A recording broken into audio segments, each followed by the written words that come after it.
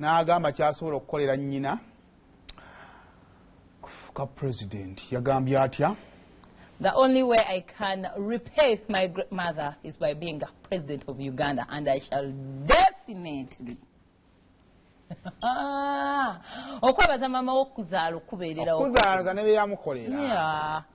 Ofugafugamuko ku ggwanga. Naye njagala okwebaza tiimu ya Muhoozi.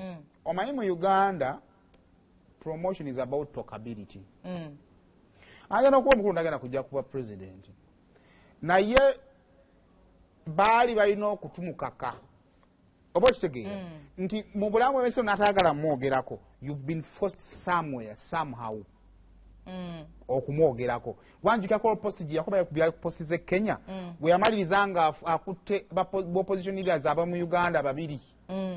Like opposition giants babiri nga bavudde ba commenting yakola post Bobi Wine n'avaayo n'agikomentingako yateka Besigye ne Bobi Wine eyo girekeyo yakubiri wano ne wawe yakola post Besigye n'avaayo n'retreatinga ne Bobi Wine naye n'avaayo.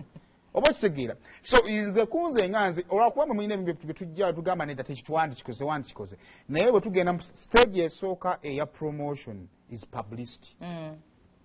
Product twawula tutya ensonga ngeza Kanye West nti byo posting atolina kikyamu ku mutwe. Ani akade ekisooka kiri kimu. Ekisooka tulina okusooka okukkiriza nti Muhoozi gyali. And I believe mu bbanga eriyise tukikkiriza. Yeah.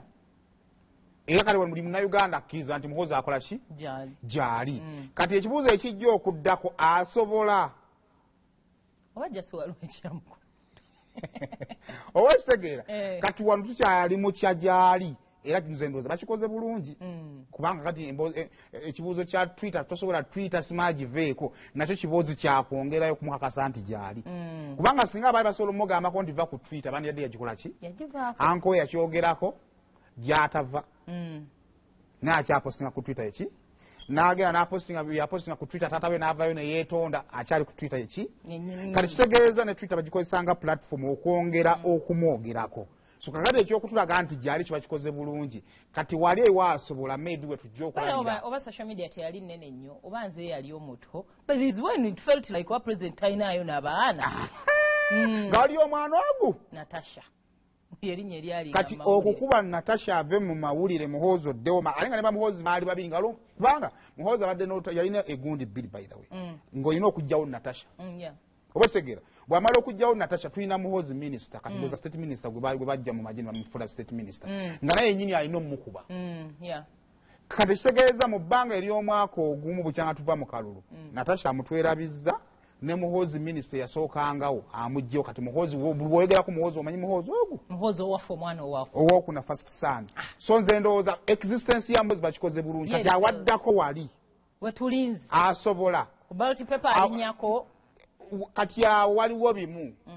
Bakubuuza ekibuuzo physical police awo. Oli n'akubuuza nakati abaana abali mu UAE ogenda bahanda olinga otya otandika okutuwa njagulanga emmere nziteeke mu foil paper ngiweerezenga mbagulireko ne juice. Ani kati awo we tuwulira ebyo nga tugamba tugende wa Chris Evans bamukubye tiyaga.